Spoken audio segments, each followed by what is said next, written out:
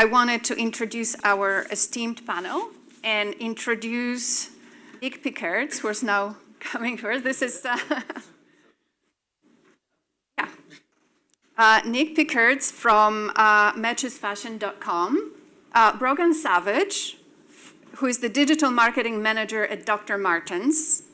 You can see the gold ones. And Joe Holdaway, who is the director of strategic and commercial data and ESI media. So, guys, these are their titles. But what can you tell us a little bit about your daily responsibilities? What is taking sleep away from you at night? What do you worry about for professional reasons? Okay. Not the current political climate. No. Well, or not personal. Talking about gurus, I meditate, so I don't have trouble sleeping at night. So I work for Doc Martens. It's I would hope, a household name in this country at least. Does anyone own a pair of Doc Martens? See a show of hands. Any punks, skinheads, hooligans in the crowd? Okay, good. Anyone's dad or mum own a pair? Anyway, so I work within the e-com team. We're a really, really new team. We've been in existence for about 2 years, and Doc Martens has been really a wholesale business. So I guess day-to-day, my main focus is on email and paid search marketing. We're hoping to launch affiliate marketing within the next couple of months. I guess my, not frustrations, challenges would be how we report on things. So I'm I've had a viral infection, and you're all locked in here with me. I really want us to do attribution in terms of analytics, but we're stuck in this last click Google Analytics hell. So that's the big thing for me, is you cannot become a retention guru unless you look at the long term. So how these customers are acting and behaving over time. I think acquisition can be short-sighted, like one of the ladies said in the corner about it's a short-term goal. Yeah. So how much do you know about your customers? Good question. We rely really heavily on GA, so that's kind of the extent. One of the reasons we chose to work with Sell-Through a year ago was because it's built off a CRM database, so that we can collect tons of variables and data about our customers. You've got the on-site browsing tracker as well. So we've built out more data thanks to that, but we don't have a central CRM hub. Does anyone have a central CRM hub that they use? I'm really jealous if you do. That's one of the things I've always wanted. Jealous. Yeah, so until we have that, we're kind of relying on sell-through, store data, GA to kind of cobble together a picture of what our customers are like, how they behave. Nick, what about you? Yes, so I'm the e-commerce director at matchesfashion.com. Maybe just a few words on matchesfashion.com for those of you who wouldn't necessarily know who you are. So I guess everything started actually 30 years ago for us with the opening of our first store in Wimbledon.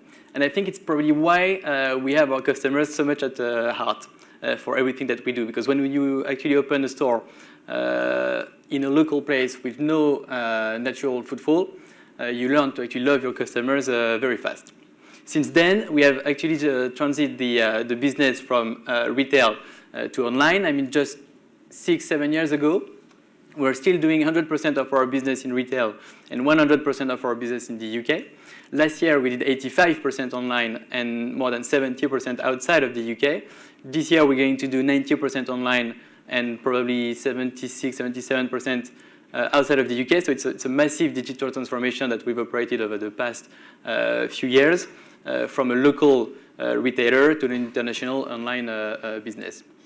In terms of what I do, so I oversee all the online activity of the business, talking about online marketing, acquisition, CRM, trading, the whole UX on site, everything when it comes to international, to mobile, the tech roadmap, and yeah, more or less everything happening online. Brogan, I wanted to come back to you because Nick was talking about the percentages of how people buy. Do you know how many people actually buy Dr. Martens online? Globally, from our website, it's about 20%. Joe. Hi, everyone. Good morning. I'm the data director at ESI Media, and we publish The Independent. So we stopped printing the newspaper a few months ago, which you're probably all aware of. So we're digital only on The Independent. We also publish the London Evening Standard and Homes and Property, and we have a TV station, London Live. Hopefully some of you have watched some programming on that. London's burning. And my role is to devise, build, and roll out our data strategy across the business. So our touch points are both the content teams and editors, to the business stakeholders, to the commercial team. And our team does all the data analytics for the content guys and also the commercial teams. We also look at monetizing our data through DMP, and we also look at the CRM side of the business. So that's email, single customer view, and customer services. All the touch points that you traditionally associate perhaps with marketing is CRM within data in our organisation. It's a central function, and we've only been operational for a couple of years now. And the thing that keeps me awake at night is trying to rationalise the editorial perspective on what the customer wants, and to be fair to them, they've got it pretty much right, versus the data and analytics and knowing what our customers want and how they behave and trying to marry the two together. And our editorial staff are very data savvy, but it's a real journey to get them to anticipate what the data is going to tell them and then act on that accordingly and let it inform their decisions. And we're making great strides in that, but it's been a real cultural difficulty. Yeah. It's the same for all media organisations, though, to be fair. Yeah, but how do you do that? You know, like in the US, we would just put the name Kim Kardashian in every blog, and then you will get a lot of clicks. But you can't do that when you're writing about politics. So how do you, or serious issues, right? So how do you go about it? In terms of changing the culture from an editorial perspective? Well, cancelling the newspaper and stop printing is a really good way of forcing people to become digital savvy. So now we have around 100 journalists on The Independent. We're all writing for the digital properties, so our website and mobile web, and also our new Daily Edition app. But before then, to be fair to them, you need to understand how your users access your products and where they're coming from and what they're doing on the sites, as well as the printed product. And journalists who don't embrace digital just don't tend to last because it's moved along so quickly. So it was a cultural issue for many years across media, but The Independent, we're a very entrepreneurial business and we don't have a lot of cash to spend, and people need to get it, and they have got it. And even on the Evening Standard, where we have a very successful print product, the journalists still write for digital. So it is an integrated newsroom, which a lot of publishing companies talk about, but it has to be with us. So now a very personal question for each one of you. A guru or an athlete, Brogan? Well, when I was doing my notes yesterday, I put down acquisition athlete, but following your little talk, I'm going to change that and say retention guru, because I think in long term, but I think the issue we have is not wanting to be controversial here, but a lot of the time your superiors or exec have got maybe a slightly dated idea of how business works. So I would encourage people to empower yourselves with the data and the knowledge to say, you know, it's not all about sales and last click and traffic. You've got to look at the longer term. So someone might open an email, and depending on the product you sell, they might not purchase that day, but they would come back and purchase within 30 days. So really kind of standing firm and saying, all right, well, this email didn't make, you know, X amount of revenue, but if we can dig deeper and look at what the users are doing over the longer term, then yeah, it's more valuable, I think. Nick? Yeah, I would say for us it's not really one or the other. I mean, both are actually working jointly together because that retention from tomorrow is actually the acquisition of yesterday. Well, that's a safe answer. And it's all about making sure that we kind of loop the loop. So the team are working extremely closely together, acquisition and CRM.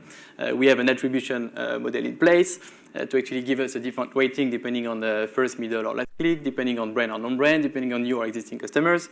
But quiz you about that. But then we even go one step further. When it comes to retention, we look at the whole RFM matrix, of course. So we start actually putting our customers in different clusters and tiers. But then we also look at obviously what's their actual behavior on site, what's their purchase habits. So we make sure also to have that kind of personal and one-to-one interaction with them, even in terms of how to engage with them. So some of those customers, we're going to engage with them online. Some we're going to engage with them through print. Some maybe on the phone. It all depends on what we get from the data as to what those kind of customers are actually looking for. Mm-hmm. And Joe, athlete or guru? Definitely, historically, we've been an athlete. because we needed to achieve scale. So we reach around 100, we're pushing 100 million users a month now, unique users a month across our 2 digital properties. And that is a huge amount of people. And you need that scale when you want to monetize your content as a news publisher. So you need the scale to get traction when you're competing with the likes of Google and Facebook and Microsoft, etc. So we've done phenomenally well over the last 3 years. Say we've upped our unique user and traffic base by about 80% across the board. But now we're in a position where we need to concentrate on retention. So we need to understand who our users are, what they're doing on the sites. We've invested in a lot of new tools. So one in particular, Chartbeat, is our real-time engagement tool, which the editorial floor have embraced. And that is a really fantastic source of information analytics to show how engaged your user base are. So we know from what we've been doing historically that 1/3 of our users are loyal. And by that, I mean they come to the site every other day. So we know what they're doing on the site. We know where they're coming from. A lot of our most loyal users are social, which goes against the grain. People think social users come and go and they never return. Our users return very often. So we've got that tool, and we know what our registered users are doing on the site. We know what our subscribers are doing with the app. We have one paid app, and we've got a wealth of data about them. So we're starting to build a really comprehensive picture about what our users are like, what they do, how they behave on the site, what they purchase, and how valuable they are to us in terms of monetizing them. So we're starting to move in the right direction insofar as retention, but it's a very small team, and it's early days for us. So I'd say we'd like to be retention guru, but we're just working towards that. In terms of real time, do the content producers, I mean the journalists, do they see this data? You know, at Forbes there's this huge screen and it shows which stories are being read. We've got a specific dashboard for them. They can see how well each story is doing in terms of retaining users and how many concurrents we have on the site, how long people are spending on particular articles, and they're moving up in real time all the time. We have about 15 to 20 TV screens, really huge screens across the newsroom. Everybody in editorial has it on their dashboard. They all get daily alerts, so they know which stories have been retaining customers, which stories they could perhaps make more of, which stories they should put video on. So they're using it day in, day out, and that was a prerequisite for getting the tool. Everybody from the most senior editor down to the most junior reporter has this tool on their dashboard on their PCs. Is there compensation connected to, are they motivated by the number of clicks or retention? Or? No, no, not in terms of monetary compensation, but it's our overriding objective and KPI that they need to look at that in order to perform best for the site. And you've got the natural competition between journalists, so they can see at author level who's attracting the most users, the most loyal users, how far down the page these users are scrolling on their content. So it's not all about the volume, it's about how engaged users are with their own content, which is really important. Nick, let's start with you with this question. In your organization, who owns the customer strategy? Who sets it? It's very much owned at the board level. I mean, the founder of the business are still extremely involved in the business. And it's between those founders, the CEO, and the exec team. Everybody kind of share the ownership of the acquisition and retention of the customers. We really aim to have that type of 360 approach with our customers because we want to keep the message consistent. And we very much believe that by knowing our customer and knowing who our core customer is, and making sure that every time we go for the different type of communications on site, the tone of voice, the imagery that we use, the way we buy our products, the way we actually speak on the different channels, we are going to actually channel the right customer onto the business. So what do you think is in the mind of your CEO? Is he an acquisition or retention person? Again, I think it's really about both, because we know that we need to drive some acquisition, of course, to continue growing the business, but it's all about making sure that we actually drive the right type of customer. So then we start looking at everything in terms of frequency of purchase, in terms of lifetime value, to make it successful for the business. So it's all about having that kind of loop and making sure that it's retention and acquisition that we do at the same time. And how is retention motivated? Is it, I was asking whether people get paid more, financial incentives. Is there any way that it is actually motivated in your organization? It's not necessarily monetary upfront. But then, of course, it's all about making sure that as a business, we actually reach our different targets, that we hit the daily and monthly sales target, and there's, of course, a bonus associated to it. So to some extent, I guess you can say that there's some monetary involved, but not upfront. Brogan, I wanted to ask you about who owns the customer in your organization, but also you were talking about, how people, how there's some inertia in your company, how people are thinking the same way, and you need to, take the charge and teach them, that this is long term. So who owns the customer, and how do you deal with inertia of old people? Of old people. Paraphrasing. So I guess we're in a unique position in that Doc Martens is a household name. We've got the classic 1460 boot. So we know that we will always appeal to a specific type of user. So in a way, we've kind of covered off the retention piece. So we've got what we would call our alternative customer. But then within our design and product teams, they also want to look at acquisition. So how can we design shoes and boots for people that, given feedback from people, I don't wear Doc Martens because they're too uncomfortable or bulky. So we've come up with a new product. This is an exclusive for you guys. In September, we're launching DM Light. So it looks like a Dr. Marten. We've got a loafer, a shoe, and a boot, but it's got a lightweight sole. So in a way, it's like a trainer. It's really comfortable. It doesn't make the back of your ankle bleed. So it's how do we appeal to customers, I guess, and this is one of my disappointments in modern culture. People wear sportswear and they're not going to the gym, which I find disgraceful anyway. But people, and I guess people my age and then millennials, grow up wearing trainers and Reebok Classics if you live near Croydon like I did. So how can we get those customers into kind of smarter shoes and our shoes? So in a way, I think everybody from our CEO to product to design to marketing to e-com, we all own the customer as a kind of blanket response. And we all need to look at the customer in the same way. So we have these pen portraits. We have 6 different consumer profiles, from alternatives to street to grown up with attitude. And how do we make product and also market product to these people and kind of broaden our customer base? How are you going to market the fact that they're not going to be so uncomfortable? And I take your word for it that they are. We've got some exciting gifts that we're going to put out across digital space. We obviously do the whole, I hate this phrase, blogger outreach. So we get people to wear them. We have customer reviews. We use review on our website. So I guess just using the graphic and customer testimonials to get the message across. Joe, who owns the customer in your media? The editors own the customer, the editorial teams and the data team, so all our KPIs are focused around the customer, and of course marketing own the customer insofar as protecting the brand to the customer in communications. Are the content producers, the journalists, are they savvy enough to? Absolutely, And I'm a former journalist, that's why I can ask that.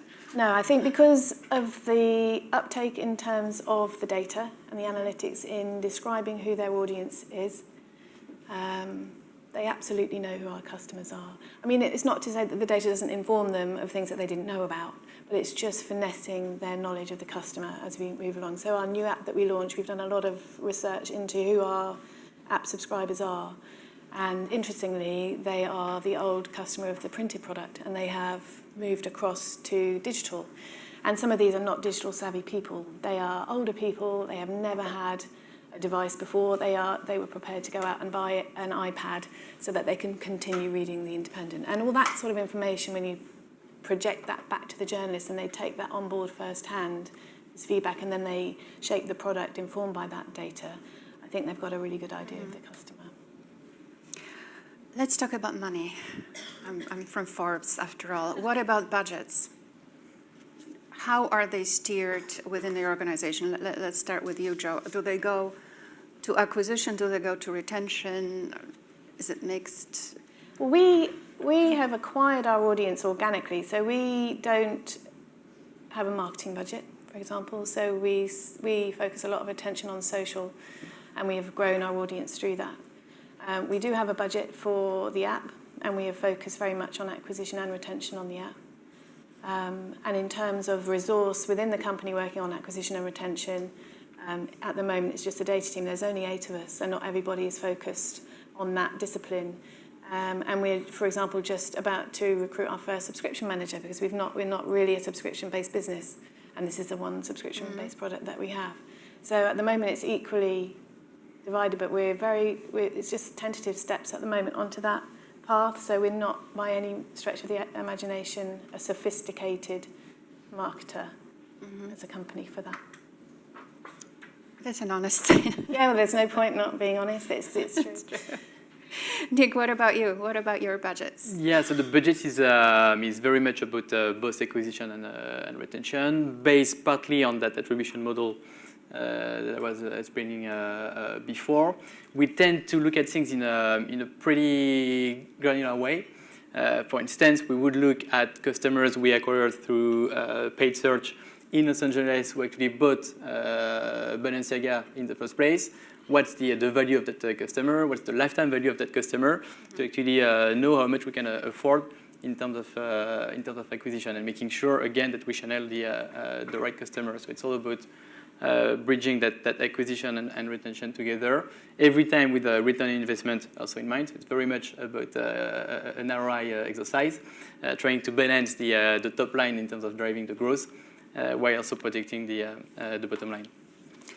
Jo just said that her organization is not yet super sophisticated at this. What would you say about yours? Yeah, I don't know if I can say that we're super sophisticated or not, but I think we are being pretty mature on it. We spent a lot of time over the past couple of years to actually re-platform the whole business, to make sure that we had the right solutions in place, and to make sure that all the different technology were actually interfaced together. To give us a single customer view, to give us also a single view of the stock. Today we use Salesforce, for example, when it comes to CRM, which is the single customer view for the business, which is something that we have actually rolled out into each and every department in the business. So it's not only customer care or CRM using it, but we also have the guys in our distribution center using it. We have retail using it also. So we have developed a specific app, which is a client telling app just to give access to our store staff to the actual historical purchase of the customers, and it's kind of a way to introduce personalization and recommendation, but in a retail environment. Being used also in events, in PR, so we do quite a lot in terms of data. We spend a lot of time making sure that we had the right data warehouse, because we didn't want to be in a crap in, crap out situation, so just making sure that the data was in a clean state, and then making sure that we had the right tools, self-service on top of it, to enable the different teams.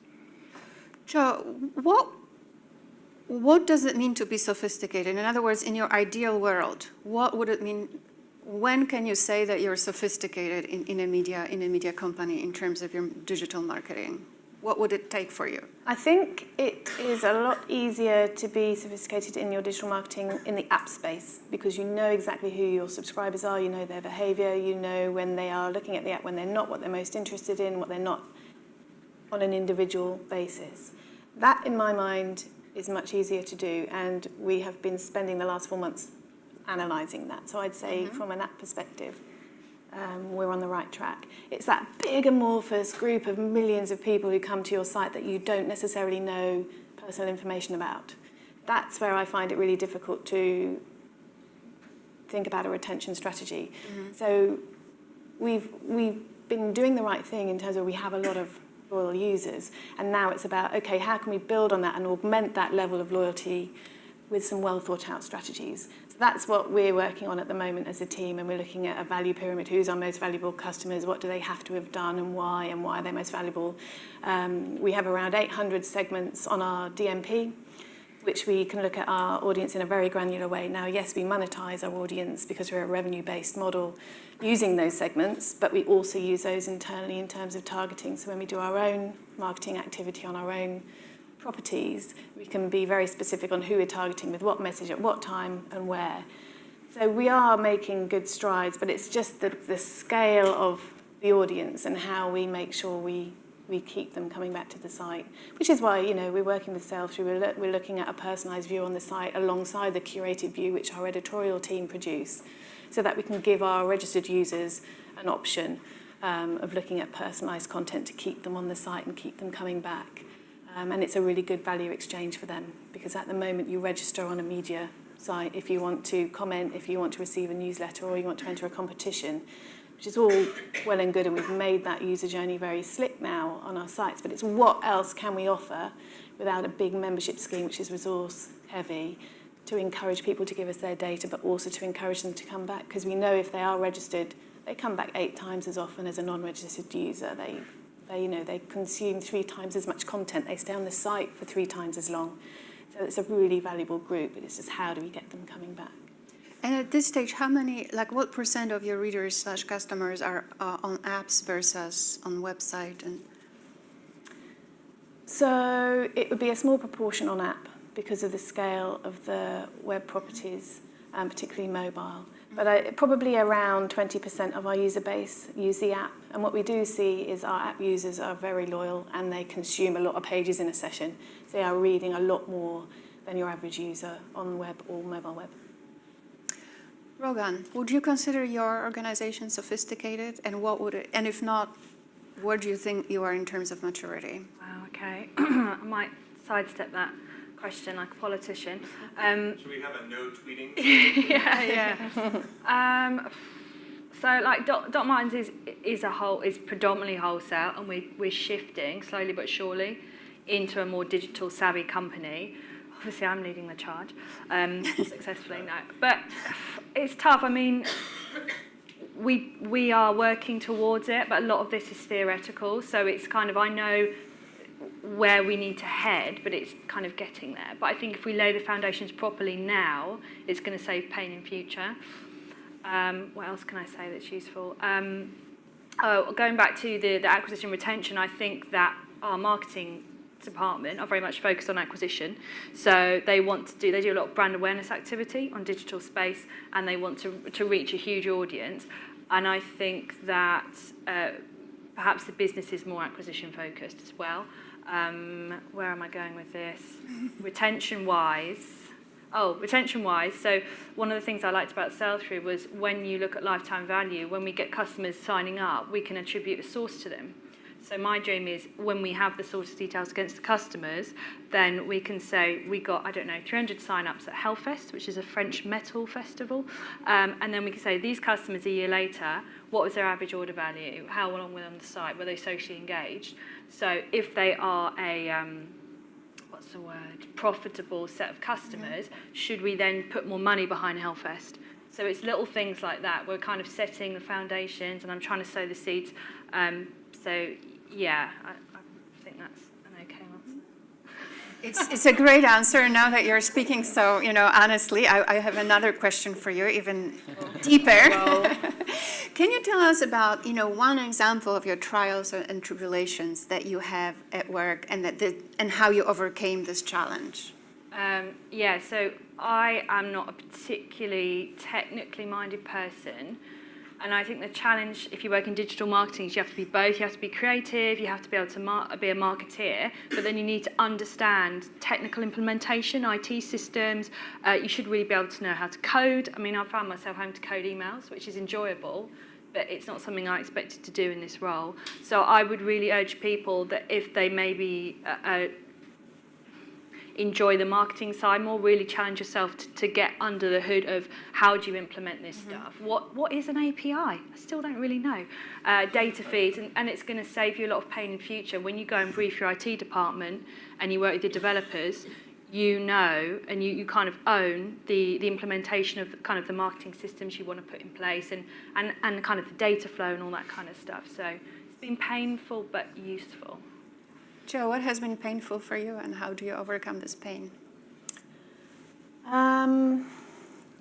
Probably trying to, although I'm on one side, I'm struggling with this, on one side our editorial teams have really taken on board all the data analytics, but there's still a culture that's pervasive of, because they do know our customers, what I'm going to write for the front page is what our customers want to read, versus the view of, we know what our customers want to read and what they're reading and what most popular is. So it's getting that balance between the two, because you do need a curated view. There is so much data out there that users do want the data handed to them. Not everybody wants to search for content.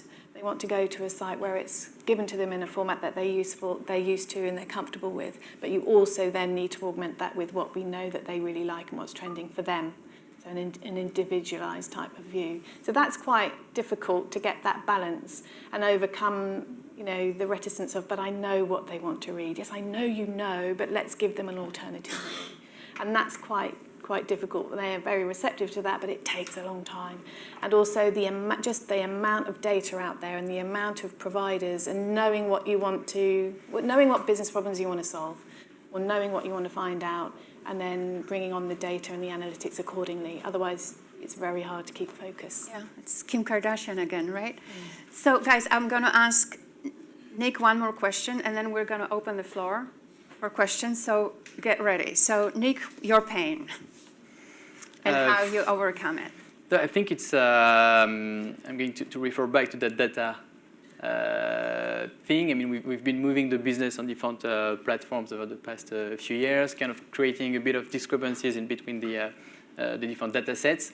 And it was all about making sure that we have actually that data being aligned, that we could actually interrogate that data in a timely fashion, that we can get easily access to that data. And that's why we've been spending so much time over the past couple of years in terms of replatforming everything, making sure that we have all different systems aligned together. So yes, I would say the data was not necessarily painful, but it's been quite a journey to actually get there and make sure that we had the right partners and the right solution and the right tech in place. Okay. Any questions from the audience to our distinguished panelists? I'm sure you have a lot of pain every day too. So I have a question for Brogan. So you talked about sort of influence of your executive team, right? And getting them to share your purview of, you have to look at what's happening over the long term. How do you balance that with what I'm guessing are a lot of pressures from your team to do sort of lightweight testing to drive wins today? So how do you think about balancing those two forces so that you're still managing up, but you're still focused on what you know is the right way to manage the retention program? So I went to Sell Through Academy last month with the wonderful Jenna and Ali. I really recommend it, they're great. So we spoke about campaign testing versus cohort testing. So I think most people can understand campaign testing would be, doing the A/B subject line test to see the lift and open rate. So we're doing things like that, and then where the button's placed and things like that. That's very much one-off short term.